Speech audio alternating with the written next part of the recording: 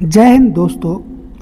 आज हम लोग बात करेंगे परीक्षा की दृष्टि से बेहद ही महत्वपूर्ण टॉपिक भारतीय संविधान के कुछ महत्वपूर्ण बिंदुओं की।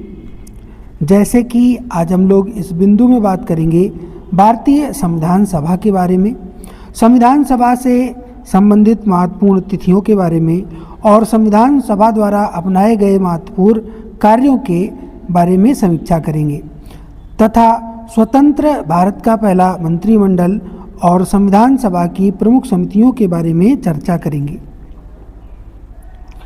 अगर आपको हमारी मेहनत अच्छी लगती है तो हमें अपना सपोर्ट ज़रूर दें।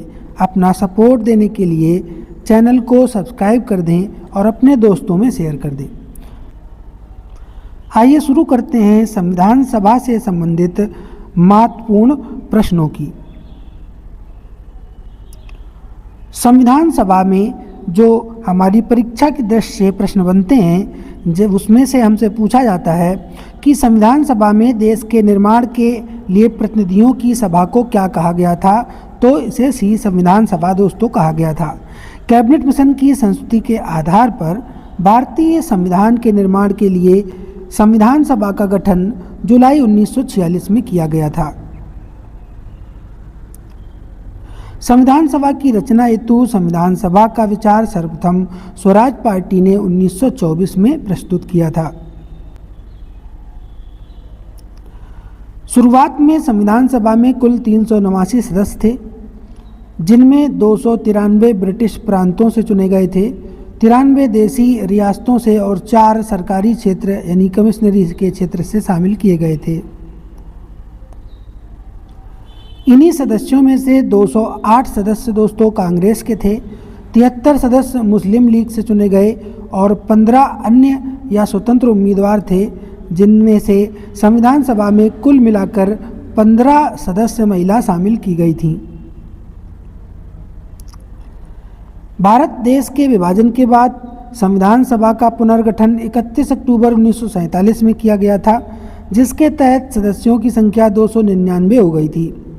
इनमें 229 विभिन्न प्रांतों से थे तथा 70 देसी रियासतों से शामिल थे। 26 जुलाई 1947 को पाकिस्तान के लिए अलग संविधान की घोषणा की गई थी। भारतीय संविधान निर्माण की प्रक्रिया को 2 वर्ष 11 माह 18 दिन का समय लगा। इसमें कुल 114 दिन चर्चा हुई थी। संविधान निर्माण में कुल खर्च 63,96,729 रुपया का आया था। भारतीय संविधान बनने के समय इसमें 22 भाग थे, 395 अनुच्छेद थे और 8 अनुसूचियां थीं। अब हम बात करेंगे दोस्तों भारतीय संविधान सभा से संबंधित महत्वपूर्ण तिथियों की। तो 9 दिसंबर 1946 को संविधान सभा की प्रथम बैठक नई दिल्ली में आयोजित की गई थी। इस सभा में अस्थायी अध्यक्ष के रूप में डॉक्टर सच्चिदानंद सिन्हा को चुना गया था। मुस्लिम लीग ने इस बैठक में हिस्सा नहीं लिया था। संविधान सभा की अगली बैठक 11 दिसंबर को हुई, जिसमें स्थायी अध्यक्ष डॉक्टर राजेंद्र प्रसाद को चुना गया था। 13 दिसंबर 1946 को संविधान सभा की अगली बैठक में पंडित जवाहरलाल नेहरू ने उद्देश्य प्रस्ताव प्रस्तुत किया था। संविधान सभा ने संविधान का 3 बार वाचन किया और अंतिम रूप से 26 नवंबर 1949 को संविधान सभा द्वारा पारित कर दिया गया।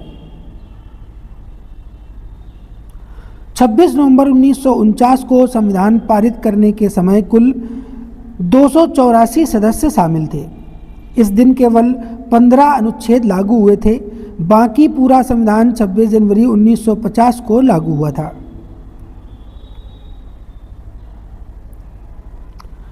भारतीय संविधान सभा की अंतिम बैठक 24 जनवरी 1950 को हुई थी। उसी दिन डॉक्टर राजेंद्र प्रसाद को भारत के प्रथम राष्ट्रपति के रूप में चुना गया था और संविधान सभा को अंतरिम संसद के रूप में चुना गया था। भारत का संविधान 26 नवंबर 1949 को पूरा बनकर तैयार होने के बाद भी 26 जनवरी 1950 में लागू हुआ था। क्योंकि 26 जनवरी 1930 को कांग्रेस ने लाहौर में रावी नदी पर तिरंगा लहराकर पहली बार स्वतंत्रता दिवस मनाया था।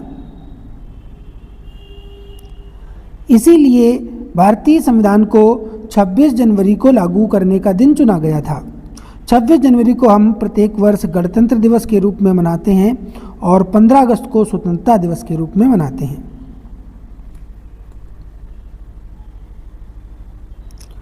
संविधान सभा द्वारा अपनाई गई 3 महत्वपूर्ण कार्य। संविधान सभा ने राष्ट्रीय ध्वज को 22 जुलाई 1947 को अपनाया था। राष्ट्रीय ध्वज तिरंगा, जिसका डिजाइन पिंगली वेंकैया ने बनाया था। संविधान सभा ने राष्ट्रगान को 24 जनवरी 1950 को मंजूरी दी थी। संविधान सभा ने राष्ट्रगीत को मंजूरी 26 जनवरी 1950 को दी थी। इसके बाद दोस्तों हम नेक्स्ट टॉपिक पे बात करेंगे, जिसका नाम होगा स्वतंत्र भारत का पहला मंत्रिमंडल चुना गया था, उसमें कौन किस पद पर था।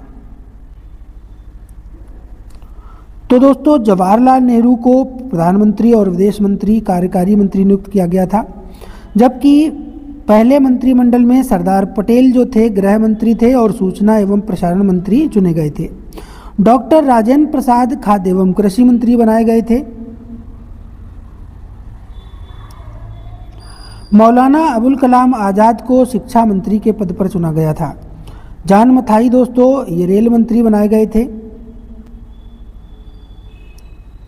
भीमराव अंबेडकर जी विधि मंत्री चुने गए। जगजीवन राम को श्रम मंत्री के पोस्ट पर रखा गया था और सरदार बलदेव सिंह भारत के पहले रक्षा मंत्री बने थे।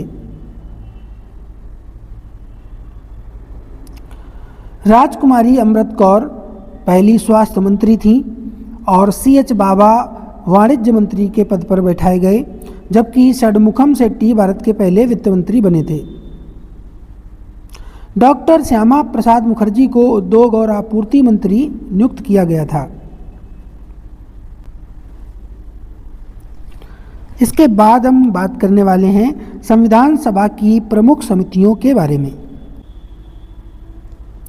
संविधान सभा की प्रमुख समितियों में सबसे पहले जो खास समिति थी वो थी प्रारूप समिति, जिसके अध्यक्ष थे डॉक्टर भीमराव अंबेडकर जी। ये 7 सदस्यीय थी। नेक्स्ट समिति थी कार्य संचालन समिति, इसके अध्यक्ष KM मुंशी थे, इसमें 3 सदस्य थे। संघ शक्ति समिति के अध्यक्ष जवाहरलाल नेहरू बनाए गए थे, इसमें 9 सदस्य शामिल थे।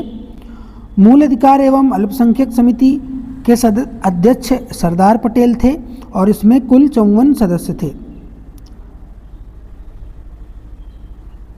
संघ संविधान समिति के अध्यक्ष जवाहरलाल नेहरू थे और इसके 7 सदस्य थे।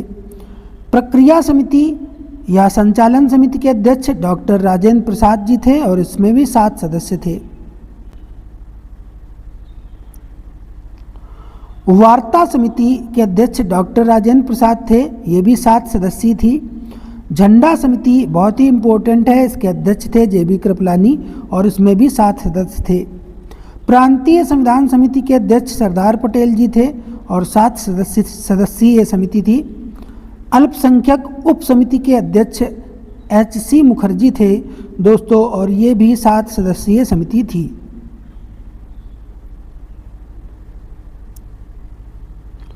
प्रारूप समिति की बात की जाए तो BN राव के द्वारा किए गए संविधान के प्रारूप पर विचार विमर्श के लिए संविधान सभा ने 29 अगस्त 1947 को एक संकल्प पारित किया था, जिसके तहत प्रारूप समिति का गठन किया गया था। दोस्तों प्रारूप समिति के अध्यक्ष डॉक्टर भीमराव अंबेडकर जी थे। प्रारूप समिति में 7 सदस्य थे, जिनका नाम नीचे हम देखेंगे। सबसे पहले अध्यक्ष डॉक्टर भीमराव अंबेडकर, दूसरे सदस्य थे N गोपाल स्वामी आयंगर, तीसरे सदस्य थे अल्लादी कृष्ण स्वामी अय्यर, चौथे सदस्य बने थे कन्हैयालाल मणिकलाल मुंशी, 5 नंबर पर थे सैयद मोहम्मद सादुल्ला और छठे सदस्य थे दोस्तों N माधवराव। 7वें सदस्य के रूप में DP खेतान थे, जिनकी मृत्यु 1948 में हो गई थी और इनकी मृत्यु के बाद टीटी कृष्णमाचारी को प्रारूप समिति का सदस्य बनाया गया था। भारतीय संविधान के बारे में हमारा टॉपिक आपको कैसा लगा, हमें कमेंट करके ज़रूर बताएं। फिर मिलते हैं अगले टॉपिक के साथ। जय हिंद, जय भारत।